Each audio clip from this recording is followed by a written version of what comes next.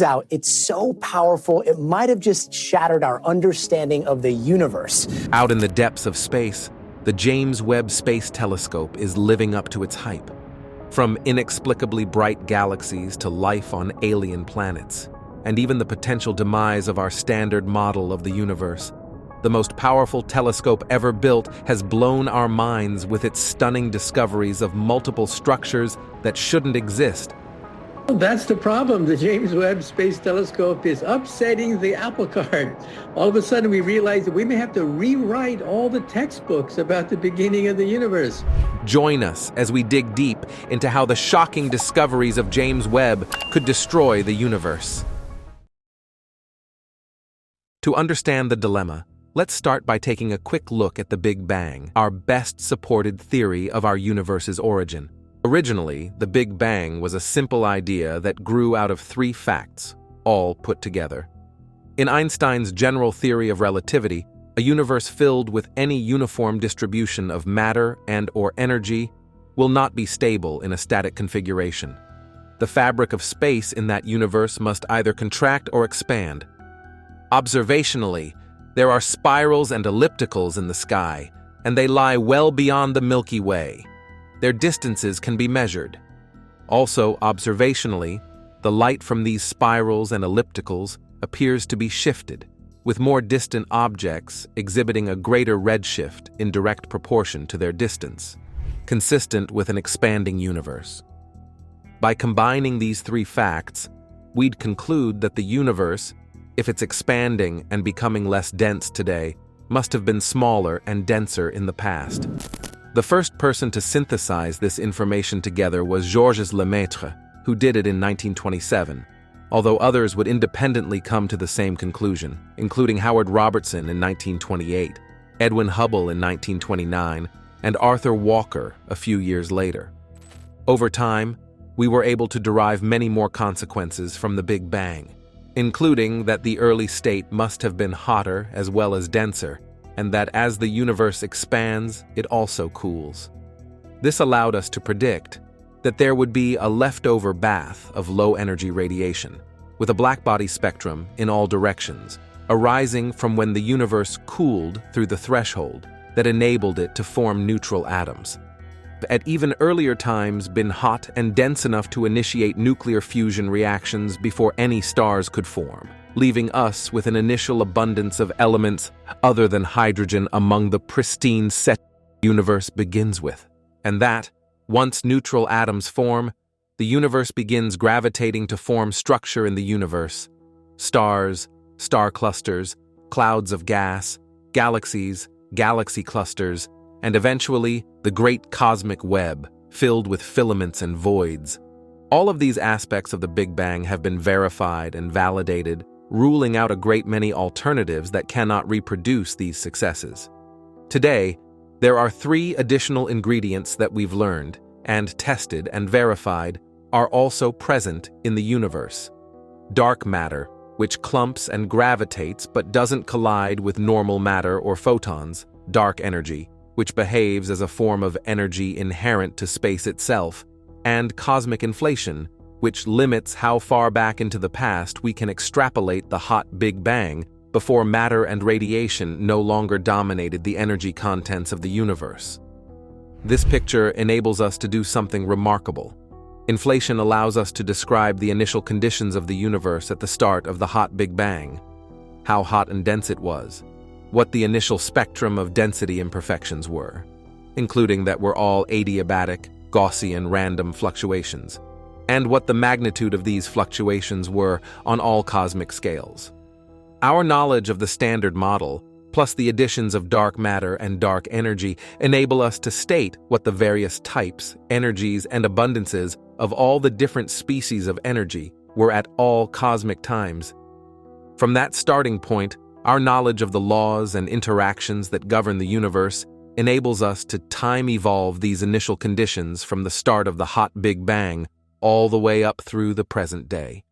We can make both theoretical predictions and perform numerical simulations that tell us what should arise and when in an expanding universe that begins with a hot Big Bang and the properties we've determined it ought to have. However, despite all the observational evidence we have supporting this picture, it may not be fully correct. Each time we observe the universe in a new way, we have to check that what we're seeing is still consistent with this model. And with the recent addition of the James Webb Space Telescope to the arsenal of tools astronomers have, James Webb continues to fuel doubts about the Big Bang theory, as its early universe observations cannot be explained by current cosmological models. The James Webb has literally gone further than any similar instruments used by NASA before.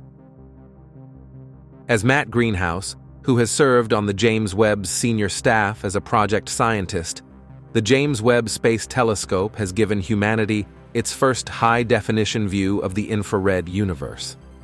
Thanks to Webb's unprecedented capabilities, for the first time, we're beginning to discover and characterize galaxies found in these very, very early stages of our cosmic history. Prior to James Webb, we had one confirmed galaxy, GNZ11, at an age of about 400 million years after the Big Bang, and only one other galaxy candidate, possibly at an age of around 330 million years after the Big Bang. No other stellar or galactic signals from such early epochs had ever been seen. Fast forward to the present day, more than 2 years after James Webb began science operations, and the story has changed dramatically. We have over 100 galaxy candidates from James Webb that take us back to the first 300 million years of the universe, and several of them have already been confirmed to indeed be ultra-early and ultra-distant. GNZ11 is now only the 11th most distant galaxy known. All 10 of the top 10 most distant objects were discovered and measured with James Webb. However, what's notable is that many of these early galaxies that James Webb is finding have peculiar, puzzling properties about them that appear difficult to reconcile with this theoretical picture that the universe has painted for us. For example, they appear to be very massive, very bright, very rich in heavy elements, very actively forming new stars, and very rich in gas.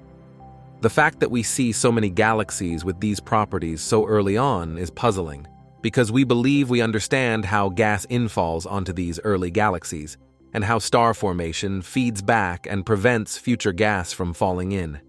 There's a limit for how fast material can accrete onto these objects, and although certain physical conditions can lead to an object temporarily overcoming that limit, it shouldn't be sustainable over such long timescales.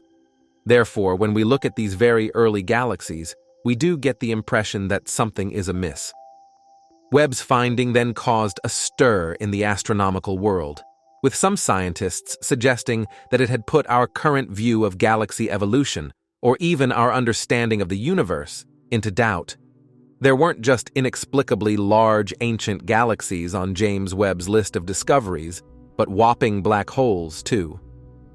The first, Sears 1019, had a mass 10 million times that of our Sun and was found by the James Webb Telescope just 570 million years after the Big Bang, making it the oldest black hole ever spotted at the time of its discovery in April 2023.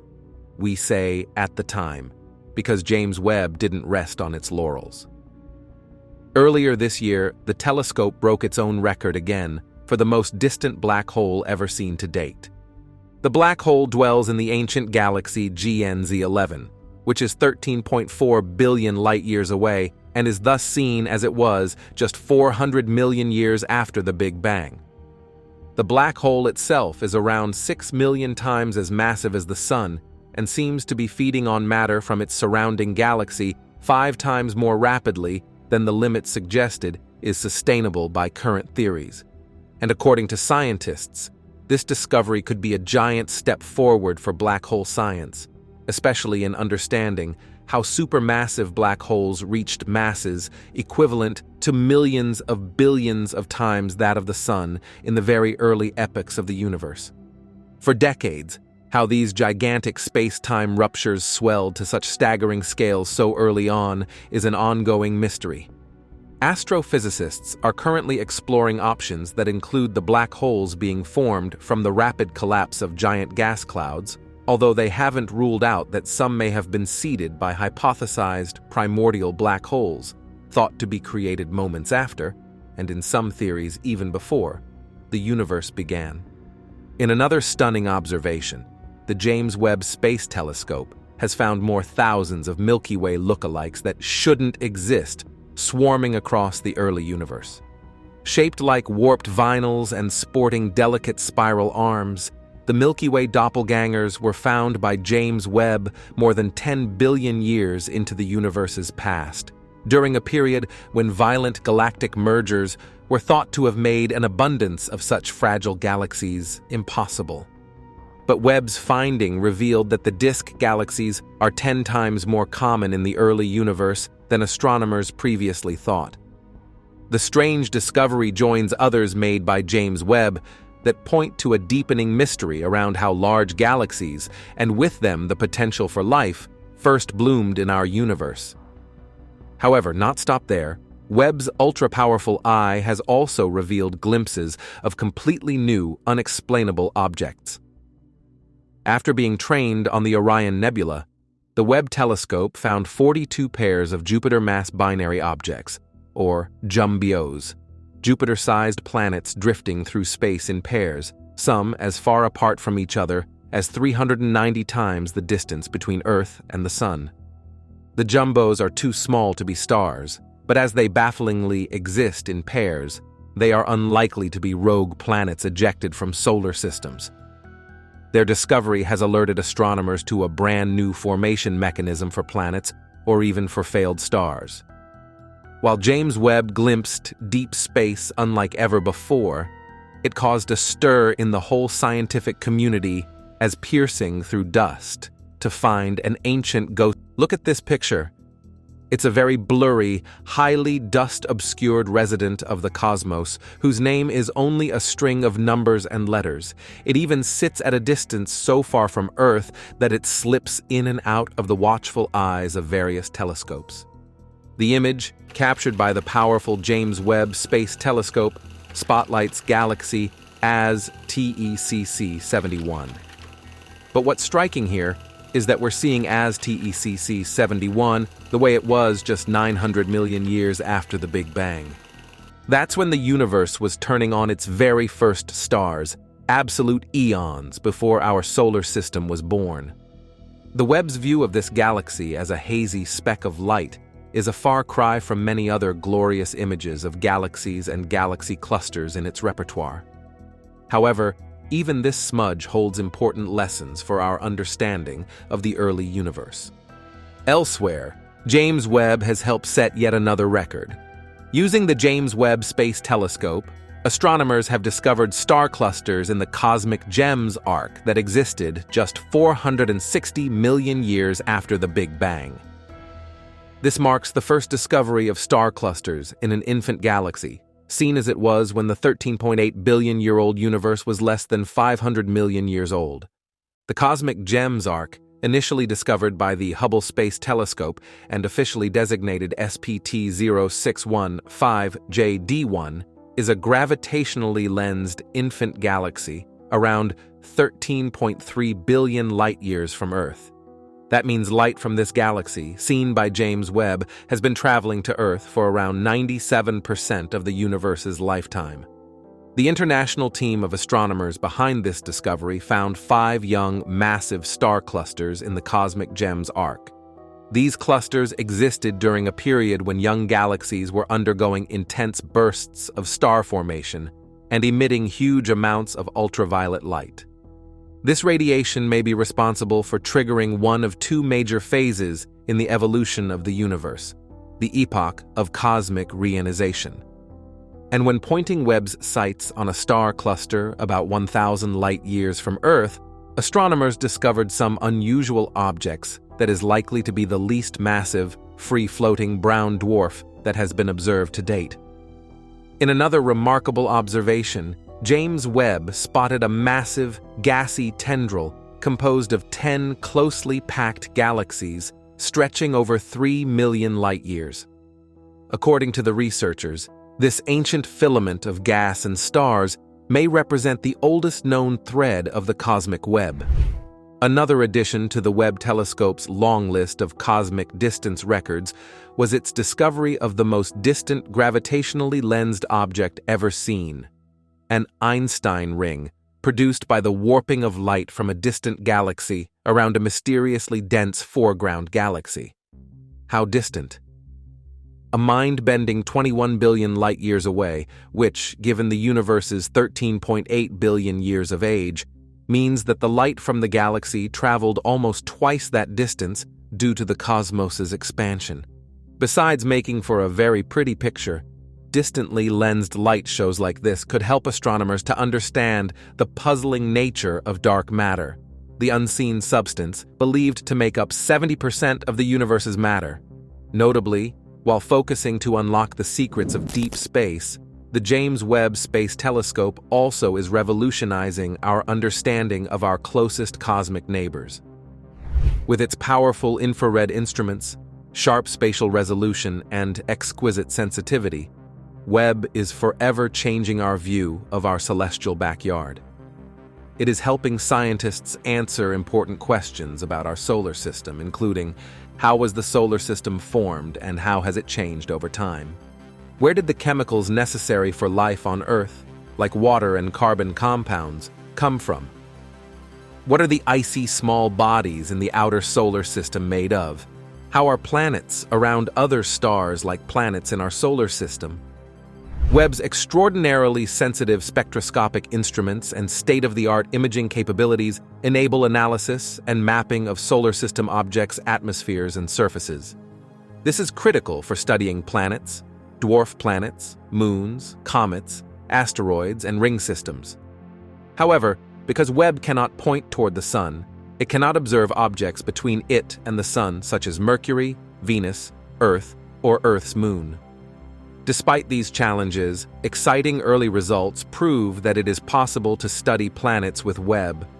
The telescope captured images and spectra of Mars, which allow scientists to study short-term phenomena like dust storms, weather patterns, seasonal changes, and, in a single observation, processes that occur at different times during a Martian day. In addition to finding the speedy Jovian jet stream described, Webb's view of Jupiter includes many fascinating details, including auroras, hazes, and tiny moons. In addition to finding carbon on the surface of Jupiter's moon Europa that likely originated in its subsurface ocean. In the newest study, astronomers have used James Webb to find previously unseen structures and activity in Jupiter's atmosphere, above the Great Red Spot. These odd features seem to be caused by powerful atmospheric gravity waves. The Great Red Spot is the largest storm in the solar system, twice as big as Earth, and is believed to have been raging for at least 300 years. The winds of the Great Red Spot rage at around 430 to 680 kilometers per hour, up to 3.5 times as fast as a tornado here on Earth. But, despite the storm's age, size, and power, scientists had actually suspected that the atmosphere of Jupiter above the Great Red Spot wasn't all that interesting. However, these new observations delivered by James Webb's NIRSpec instrument, which observed the massive Scarlet Storm in July 2022, show that this assumption couldn't have been more wrong. After all, Jupiter never ceases to surprise. The telescope also detected a shockingly large water vapor plume spewing from Saturn's moon Enceladus. For the first time, Webb is giving scientists a direct look at how the water gushing from the surface of Enceladus, first detected by the Cassini spacecraft, feeds the entire system of Saturn, including its rings. Using Webb's infrared vision to study the atmosphere of Saturn's moon Titan, the only moon in the solar system with a dense atmosphere, scientists detected clouds and observed airflow. For those who don't know, Titan is the only planetary body other than Earth that currently has rivers, lakes, and seas. However, unlike Earth, the liquid on Titan's surface is composed of hydrocarbons, including methane and ethane, not water. Put Titan aside, Webb's huge mirror and infrared sensitivity make it easier to see small, faint bodies such as Kuiper Belt objects, comets, asteroids, and centaurs.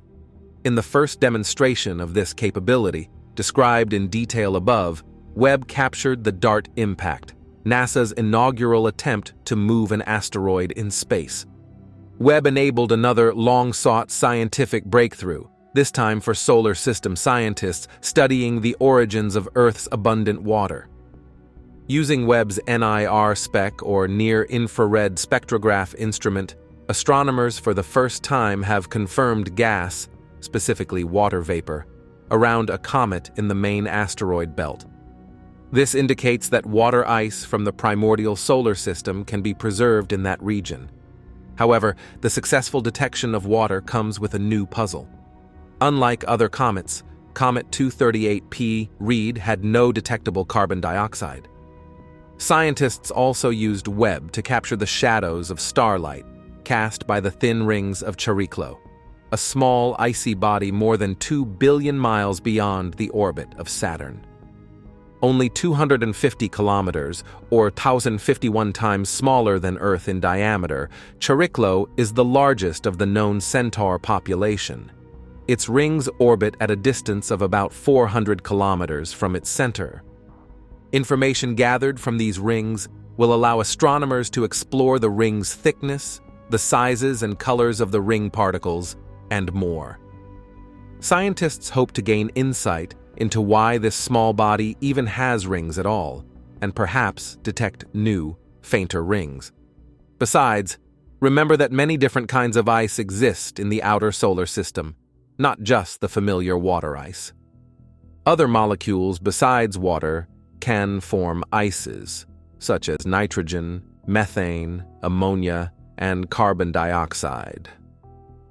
Webb excels in the study of ices in the solar system through the use of spectroscopy.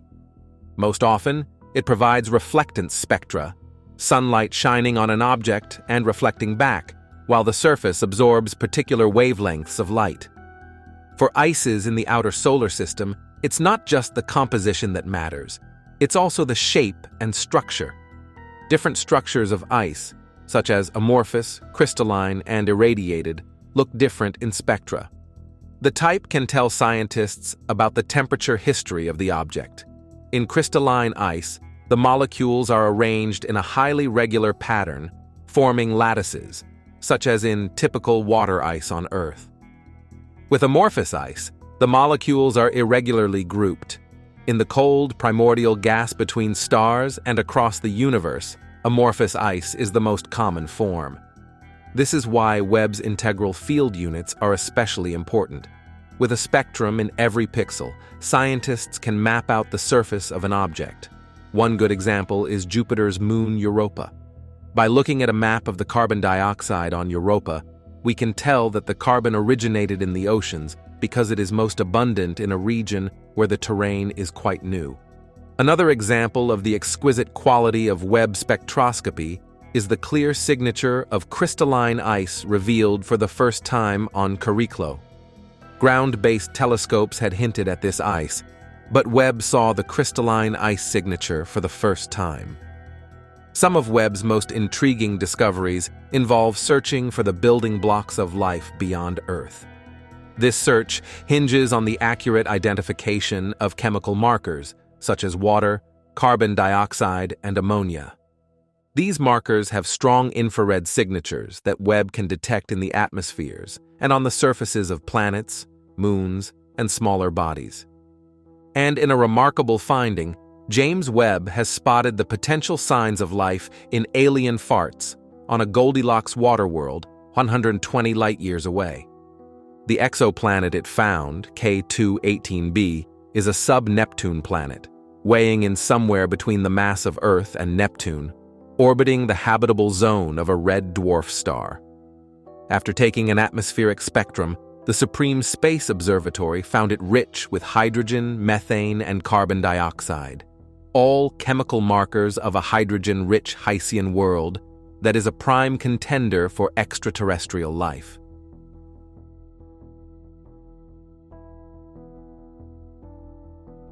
More tantalizing still was the detection of dimethyl sulfide, a cabbage-smelling compound only known to be produced by microscopic algae in Earth's oceans. The researchers want to take more peeks at K2-18b and worlds like it to find further evidence for extraterrestrial life beyond our planet. Fascinatingly, the latest result of James Webb suggests an exoplanet is our best bet at finding an alien ocean. Dubbed LHS 1140b, the exoplanet orbits a red dwarf star about a fifth the size of the Sun and sits 48 light-years away from Earth in the constellation Cetus, which, as luck would have it, translates to the whale. But the most important about LHS 1140b is the fact that it lives in its star's habitable zone, otherwise known as its Goldilocks zone. As that nickname would suggest, this is the area around a star where it's neither too hot nor too cold for a world to host liquid water, but rather fits the standard by which the fairy tale character Goldilocks lives. There's also a second major win for the world. Though it has been making headlines now due to the new study involving Webb's data, LHS 1140b has actually been on planetary hunters' radars for some time. In fact, experts had already theorized that this could be a water world in the past, and even shared similar sentiments about how it could offer humanity the first ever direct evidence of exoplanetary liquid water. None of that is new. Scientists themselves have touted the world's promise previously, and an army of telescopes has investigated it in solid detail, including the now-retired Spitzer telescope, the Hubble Space Telescope, and the Transiting Exoplanet Survey Satellite, or TESS for short. However, there was something missing until now: the James Webb Space Telescope's keen eye. It was necessary because, for a long time, there was something like a gap in the literature about LHS 1140b. Basically, the trouble was that scientists couldn't quite confirm whether the exoplanet is a mini-Neptune, a planet less massive than our original Neptune, but one that still has Neptunian characteristics, or a super-Earth. A super-Earth is a world that's larger than Earth, but still either rocky or water-rich. The latter typically sounds the potential habitability alarm, and James Webb, scientists had imagined, could be the one to set it off. This appears to have been an accurate inference. As the team's statement on the study suggests, their work not only strongly excluded the mini-Neptune scenario, but also confirmed the world may have a nitrogen-laced atmosphere like Earth does. It is certainly worth noting that LHS 1140b isn't exactly fully alone in its exhilarating characteristics. There are also a variety of other habitable zone exoplanets scientists are drawn to. The most obvious are probably the 7 worlds of the TRAPPIST-1 system, a planetary lineup that looks almost disturbingly similar to our solar system structure. The septet of orbs resembles our octet, and some of them are in the habitable zone like Earth is. However, a very interesting Webb study actually complicated the search for habitability in TRAPPIST-1 quite recently. It revealed that the system's anchor star is incredibly active in such a way that it could skew our observations, making us believe a world in the system is habitable when it really isn't. Even James Webb has its limitations. So, to that end, LHS 1140b does have a few special embellishments. For example, data obtained by James Webb further suggests the exoplanet's mass might be made of between 10% and 20% liquid water. And it paints a fantastical picture of what the planet might look like in simple terms. It could look like a snowball, essentially, that orbits its star while rotating in such a way that one side always faces that star. It's kind of like the moon's orbit around Earth. We can't ever see the far side of the moon because the moon rotates at the same rate it revolves around Earth. One side never faces us, and the other always does. Similarly, this would mean that if James Webb's illustration of the LHS 1140b scene is correct, the side of the planet always facing its sun would be exposed to lots of heat. This would be the part of the snowball that's melted into a liquid ocean. And yes, if so, LHS 1140b has an Earth-like atmosphere, and its surface temperature of the ocean may very well even be a comfortable 20 degrees Celsius. And that is a very promising start. A previous study, the Webb telescope, revealed details of the mysterious gas giant exoplanet WASP-39b, which orbits a star about 700 light-years away from Earth. WASP-39b is tidally locked to that star, which means the same side of the planet always faces its star. In other words, half of the planet experiences perpetual day, and the other experiences perpetual night. But the dividing line isn't black and white. There's a proverbial gray area between the two halves that experience the equivalent of eternal dawn and eternal twilight, and it's in these areas that James Webb is revealing new information. Using those data, astronomers determined the temperature difference between these two transitional areas of the planet, a whopping 200 degrees Celsius. The morning is cooler at 600 degrees Celsius, while the evening is warmer at 800 degrees Celsius. What's more, models based on Webb's data also revealed weather patterns in these regions. For one thing, the dawn side is cloudier than the evening side. For another, the prevailing winds on WASP-39b appear to move from the night side to the morning, to the day side, then to the evening, at speeds up to thousands of miles per hour. Astronomers will continue to dive into this data set to learn more about WASP-39b and other exoplanets. In addition, James Webb has mostly revealed insight into how everything began, but what about our eventual demise? Fear not, or maybe fear away, doom mongers. The James Webb Telescope had you covered this year with a spectacular light show from a dying star, a preview into the demise of our solar system. The donut-shaped ring nebula, also known as Messier 57 or M57, is a 2,200 light-years distant corpse of an exploded star, harboring at its center a tiny pinprick of a white dwarf that is the last remaining piece of the star's core.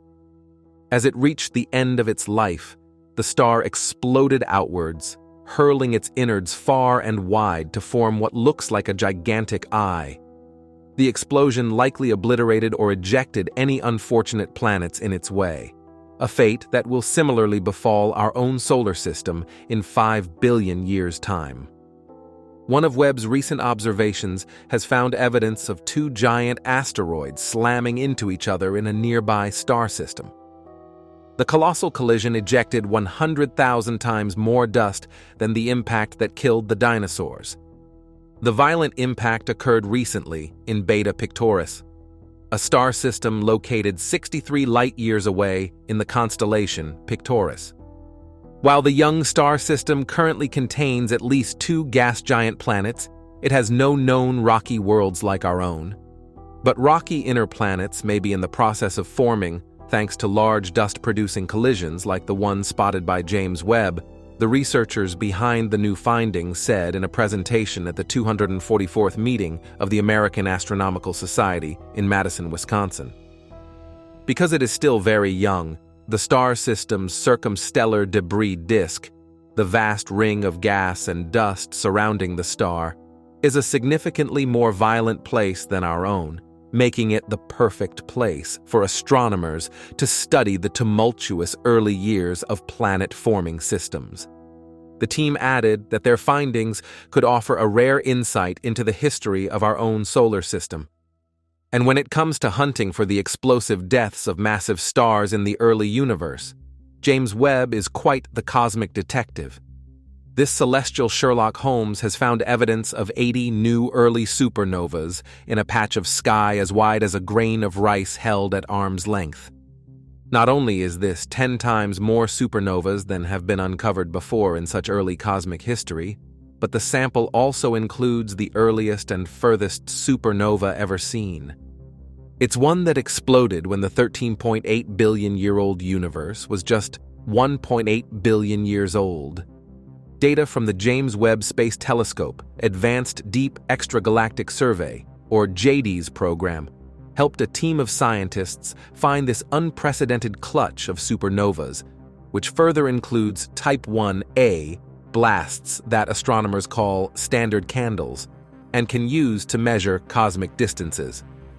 Prior to James Webb's commencing operations in the summer of 2022, Only a handful of supernovas had been found dating back to when the universe was only 3.3 billion years old, equal to around 25% its current age.